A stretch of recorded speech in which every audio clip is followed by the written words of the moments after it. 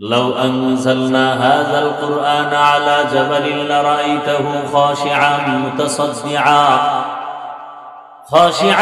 متصدعا من خشية الله وتلك الأمثال نضربها للناس لعلهم يتفكرون পাহাড় বলল আমি পারবো না, জমিন অপারগ, আসমান অপারগ। এই কোরআন আল্লাহ বলেন আমি মানুষকে দিলাম, জাহেল মানুষ যারা ওদের উপরে চাপায় দিলাম। তাও কিন্তু আল্লাহ একসাথে দেন নাই। সারা দুনিয়ার মানুষের ভেতরে একজন মানুষ, একজন ব্যক্তি শ্রেষ্ঠ, যার কোনো তুলনা নাই, রাহমাতুল লিল আলামিন। আল্লাহ তাকে কোরআন দান করেছেন, একত্রে দেন নাই। জমিনের মধ্যে আল্লাহ রহমতের নবীকে পাঠাইয়া এই কোরআন দেন নাই। দীর্ঘ 40 বছর পর্যন্ত রহমতের নবীকে ঘাত প্রতিঘাতের মাধ্যমে বিভিন্ন মুসিবতের মোকাবেলা করে করে নবীকে যোগ্য করে তুললেন। আলহামদুলিল্লাহ আলহামদুলিল্লাহিল্লাযী জাআলাশ শামসা ওয়াল কমারা বিহুসবান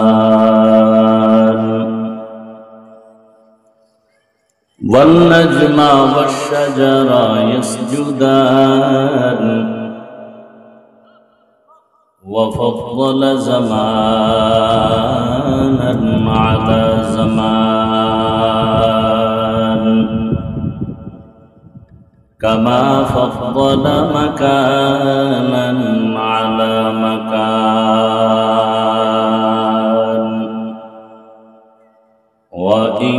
وإنسانا على إنسان ونشهد أن لا إله إلا الله وحده لا شريك له لا ضد له ولا ند له ولا مثل له ونشهد أن سيدنا وسندنا وحبيبنا وحبيب ربنا وطبيبنا وطبيب قلوبنا ومولانا محمدا عبده ورسوله اللهم صل على محمد النبي الأمي وعلى آله وسلم تسليما وبعد فأعوذ بالله من الشيطان الرجيم بسم الله الرحمن الرحيم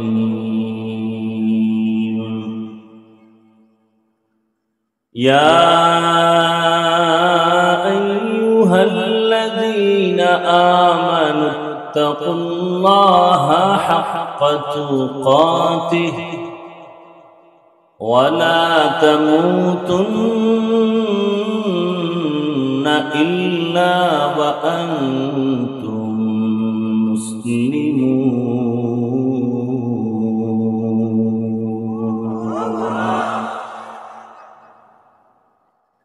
وقال رسول الله صلى الله عليه وآله وسلم ألا كلكم راعٍ كلكم مسؤول عن رعيته أو كما قال النبي عليه الصلاة والسلام صدق الله مولانا العظيم وصدق رسوله النبي الأمي الكريم ونحن على ذلك من الشاهدين والشاكرين والذاكرين والحمد لله رب العالمين سبحانك لا علم لنا إلا ما علمتنا إنك أنت العليم الحكيم رب اشرح لي صدري ويسر لي أمري واحلل عقدة من لساني يفقه قولي सूरज ने दिया अपनी शुआओं को ये पैगाम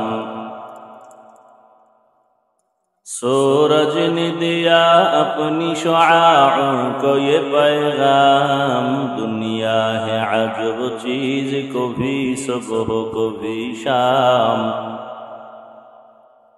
दुनिया है अजब चीज को भी सुबह को भी शाम दुनिया में हो दुनिया का तलबगार नहीं हो दुनिया में हो दुनिया का तलबगार नहीं हो बाजार से गुजर हो खरीदार नहीं हो बाजार से गुजर हो खरीदार नहीं हो मकबूल है शाज है काबिल तो बहुत है मकबूल है शाज है काबिल तो बहुत है आईना के मानिंदे तू नहीं दिल तू बहुत है आईना के मानिंदे तू नहीं दिल तू बहुत है বাদামতলা মাদ্রাসা কর্তৃক আয়োজিত আজকের এই মাহফিল হালকায় জিকির উপস্থিত মোহতারাম সম্মানিত সভাপতি হযরত উলামায়ে কেরাম অত্র অঞ্চলের বিভিন্ন স্থান থেকে আগত আল্লাহ পাকের আশিকিন জাকিরিন শাকিরিন মুহিব্বিন মুরব্বিয়ান এজাম কলিজার টুকরা আমার সমবয়সী যুবক বন্ধুগণ স্নেহের ছোট ভাই পর্দার আড়ালে মাইকের আওয়াজ শ্রবণরতা মা বোনেরা আল্লাহ পাকের দরবারে শুকর যে আল্লাহ আমাদেরকে সুস্থ রেখেছেন আলহামদুলিল্লাহ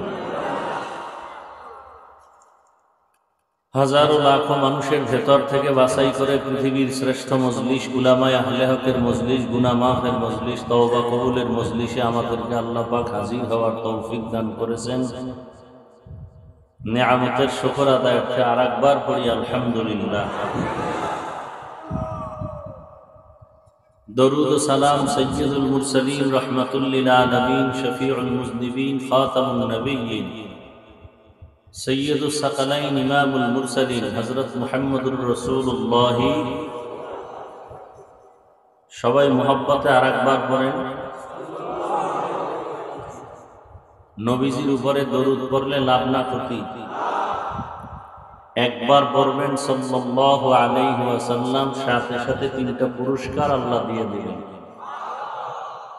প্রথম পুরস্কার 10টা গুনাহ মাফ হয়ে যায় দ্বিতীয় পুরস্কার 10টা নেক আমলনামায় যোগ হবে তৃতীয় পুরস্কার 10 গুণ মর্যাদা আল্লাহর দরবারে বেড়ে যাবে কয়বার পড়লে একবার পড়লে এই পুরস্কার 100 বার পড়লে 200 বার পড়লে 300 বার পড়লে উলামায়ে কেরাম লিখেছেন কমপক্ষে একজন আশিকের উচিত প্রতিদিন 300 বার দরুদের আমল করা কতবার এটা পড়তে কষ্ট লাগে তবে শর্ত দুইটা খুব নিরিবিলি অবস্থায় এবং ধ্যানের সাথে এবং পবিত্র অবস্থায় তো পবিত্র হালাতে নির্জন সময় কখন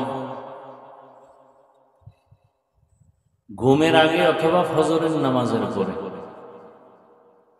অজু সহকারে এই তসবিহ একটা হাতে নিয়ে, কি হাতে নিয়ে? তসবিহ পড়েননি? সবাই তসবিহ কিনবেন, কিনবেন? তসবির বিরুদ্ধেও বহুত বলনেওয়ালা আছে, এই জন্য আদা করাইতে হবে। তসবিহ কিনবেন, কিনবেন। যাদের আছে তো আছে। তসবিহ সুন্নতে সাহাবা, সুন্নতে সাহাবা। অনেকে বলে নাকি তসবিহ বেদাত। আবু হুরায়রা রাদিয়াল্লাহু তাআলা আনহু নিজে তসবিহ পড়েছেন। আমরা এই লাইনে তসবিহ নেই। সেই সময় সেই সিস্টেমে সুতা গিরা দিয়ে দিয়ে দিয়ে দিয়ে তসবিহ বানাইছে।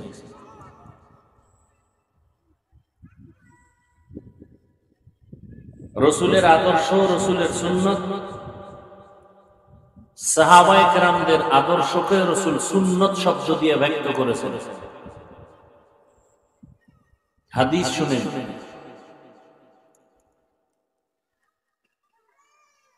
আলাইকুম বিসুন্নতি ওয়া সুন্নাতিল খুলাফাইর রাশিদিন আল মাহদিয়্যিন।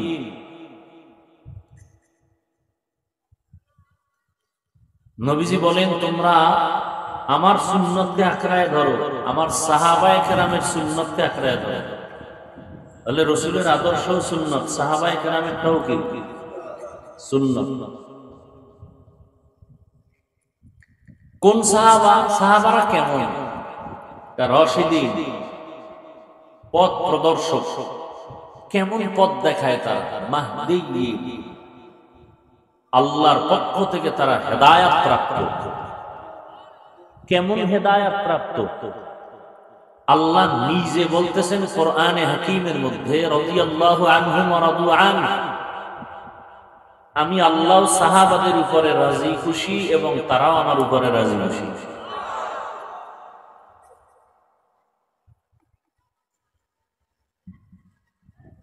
আপনারা জানেন নবীজি বলে গেছেন যে বনি ইসরাইলের ভেতরে পরস্পরে দ্বন্দ্ব করে করে তারা দলে দলে ভাগ হয়ে ৭২ হবে। আর আমি মুহাম্মদের উম্মতের মধ্যে কয় দল? সবাই একটু কথা বললেন, বুঝার চেষ্টা করবেন, চিল্লাচিল্লি করবেন না। কয় দল? ৭৩। নবীজি বলেন কুল্লুহুম ফিন্নার, সব জাহান্নামে যাবে। এ কথা তো আপনারা আগেও জানেন। ইল্লা মিল্লাতান ওয়াহিদা,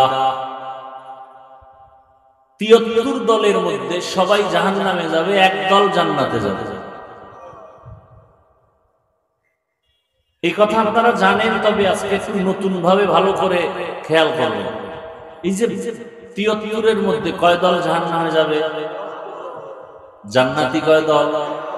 এক দল। এই যে ৭২ দল জাহান্নামী, এই ৭২ দলের মধ্যে কোনো হিন্দু নাই, বৌদ্ধ নাই, খ্রিস্টান নাই, ইহুদি নাই। এই ৭২ দল জাহান্নামী সব হবে মুমিন মুসলমানের মধ্য থেকে। এ জানেননি? ভালো করে খেয়াল করিয়েন। তাহলে ৭২ দল জাহান্নামী যারা হবে, হিন্দু, বৌদ্ধ, মুসলমান মুমিনদের মধ্য থেকেই ৭২ দল জাহান্নামে যাবে, আর মুসলমান মুমিনদের মধ্য থেকেই এক দল জান্নাতে যাবে। এখন প্রশ্ন আপনাদের আসবে না যে ওই দলটা কারা?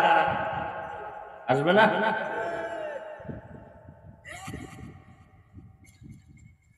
সাহাবায়ে কেরাম প্রশ্ন করলেন, মান হিয়া ইয়া রাসূলুল্লাহ, ওই দলের পরিচয় কি? ক্বালা, নবীজি বললেন, মা আনা আলাইহি ওয়া আসহাবি।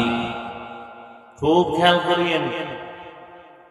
নবী যদি বলতেন আমি মুহাম্মদকে যারা মেনে চলবে তারাও ওই একদল জান্নাতি, এ কথাটা বললেও হতো। নবী শুধু এতটুকু বলেন, নবীজি বললেন আমাকে যারা মেনে চলবে, আমার সাহাবায়ে কেরামদের যারা মেনে চলবে, এরাই মাত্র জান্নাতে যাবে। তাহলে নবীকে মানলে হবে না সাহাবায়ে কেরামকেও মানতে হবে? অতএব কারণে যারা বলে আমরা নবী মানি, সাহাবা মানি না, এরা ভণ্ড। এরা মুসলমান, এরা মুমিন ঠিক, তবে ৭২ দল জাহান্নামীদের দলের মানুষ। ৭২ দল কোন দিকে যাবে? জাহান্নামে যাবে। যারা বলে নবী মানি, সাহাবা মানি না, তারা মুসলমানও ঠিক, মুমিনও ঠিক, কিন্তু কোন দলে বলেন না কেন? ৭২ দলের অন্তর্ভুক্ত। আল্লাহ বুঝার তৌফিক দান করেন। বয়ান তো সব আপনারা পারেন, আমরা যে বয়ান নতুন, তো আর জিব্রাইল আসবে না কোরআন নিয়ে, বয়ানে পুরান দিন। আর যে বয়ানগুলো করবো এগুলো আপনাদের জানা।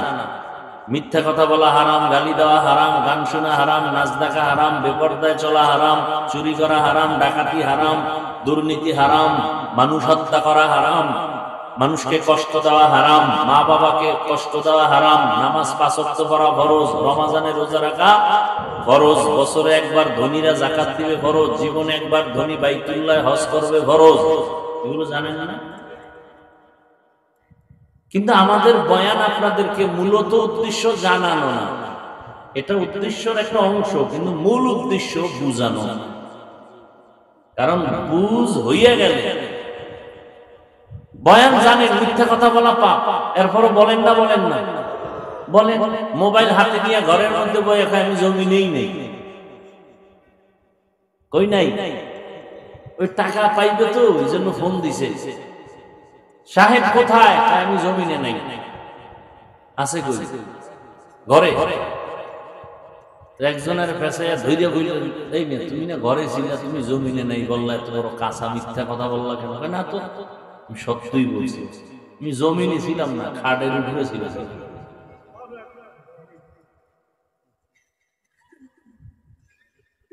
মিথ্যা কথা বলা পাপ জানে, এরপরে বলে কেন? জানা আছে, কিন্তু বুঝ আসে নাই যে মিথ্যার দ্বারা দুনিয়ায় ক্ষতি হবে, আখিরাতেও ক্ষতি হবে। এই বুঝটা যখন আসবে তখন জীবনে মিথ্যা বলতে হবে। নামাজ পড়া ফরজ, এটা জানে ঠিক। এখানে অনেক আল্লাহর বান্দা আছে আজকে ফজর পড়ে নাই, জোহর পড়ে নাই, আসর পড়ে নাই, মাগরিব পড়ে নাই, এসব পড়ে। এরকম কেউ নাই? মোনাজাতের পরে বাসায় গিয়ে মোবাইলের হক আদায় করবে, ফজরও করবে।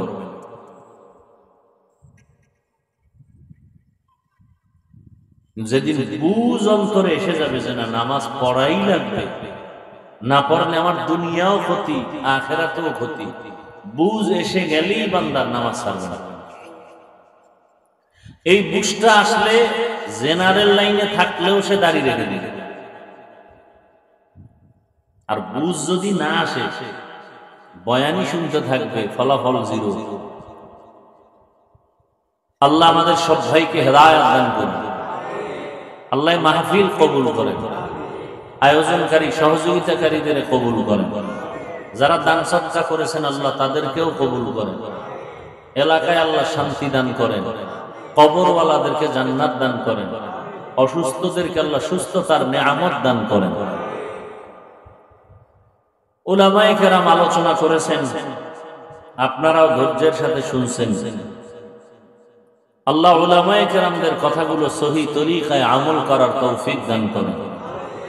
উলামায়ে কেরামের ইজ্জতকে আল্লাহ বেশি বেশি বাড়ায় দেয়। এবার আস্তে আমিন বললেন কেন?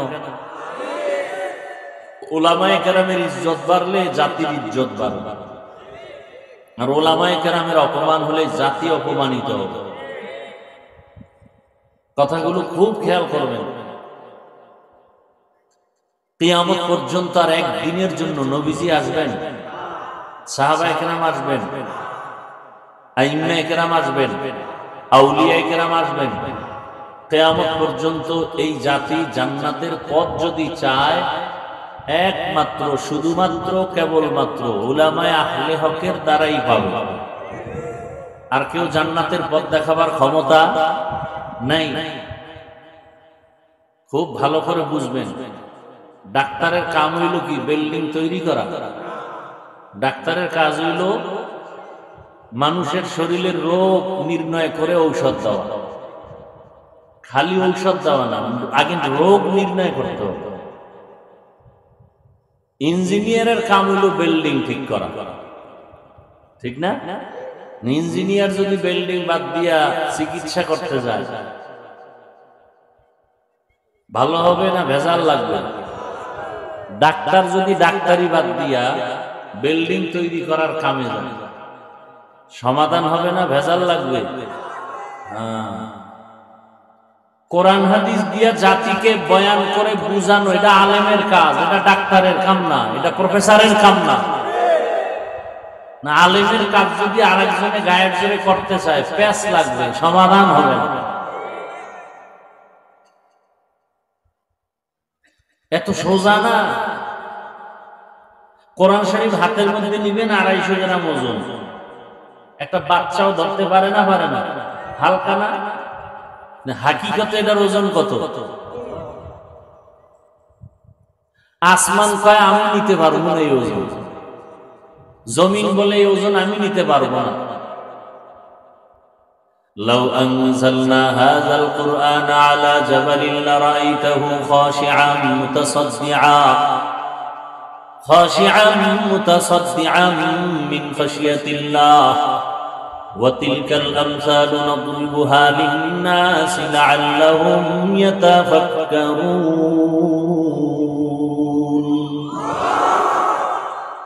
পাহাড় বলল আমি পারবো না, জমিন পারক, আসমান পারক। এই কোরআন আল্লাহ বলেন আমি মানুষকে দিলাম, জাহেল মানুষ যারা ওদের উপরে চাপায় দিলাম। তাও কিন্তু আল্লাহ একসাথে দেন নাই।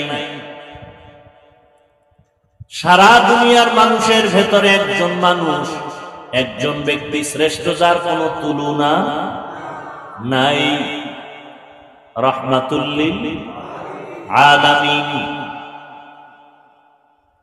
আল্লাহ তাকে কোরআন দান করেছেন, একত্রে দেন নাই। জমিনের মধ্যে আল্লাহ রহমতের নবীকে পাঠাইয়াই কোরআন দেন নাই।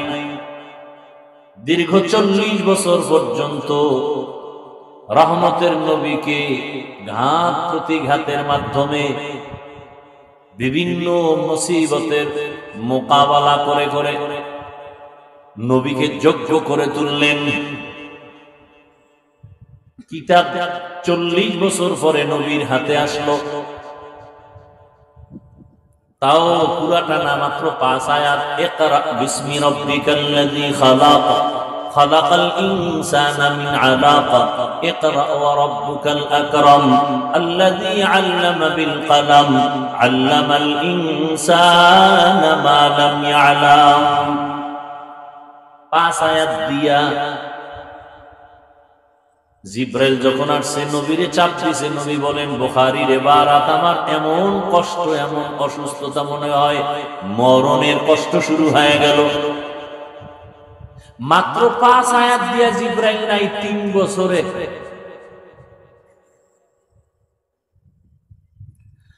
আম্মা জান আয়েশা রাদিয়াল্লাহু আনহা বলেন, রহমতের নবী কাছে যখন কোরআন নিয়ে জিবরাইল আসেন, খাদিজা রাদিয়াল্লাহু আনহা বলেন নবীর চেহারা বিবর্ণ হয়ে যায়, ঘাম আর ঘাম আর ঘাম। নবী অসুস্থ অবস্থার মতো হয়ে যান। 5 আয়াত, 10 আয়াত, 100 আয়াত। 5 আয়াত আসছে, 3 বছরে আর নাই। 3 বছর পরে আবার আসছে জিবরাইল, ইয়া আইয়ুহাল মুদ্দাসসির কুম ফাআনযির রাব্বাকা ফাকাব্বির ওয়া সিয়াবাকা ফাতাহহির। আপনারা জানা থাকলে বলেন নবীজির কাছে এই কোরআন আসতে কয়দিন লাগছে? খবর নাই। কয় বছর?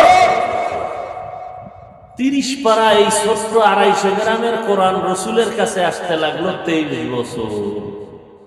যে রসুলের কোন মেধার তুলনা নাই, জ্ঞানের তুলনা নাই, সেই রসুলের কাছে কোরআন আসতে যদি 23 বছর লাগে, সেই কোরআন আপনি রাতারাতি কইরা তাফসীর করবেন, এত সোজা?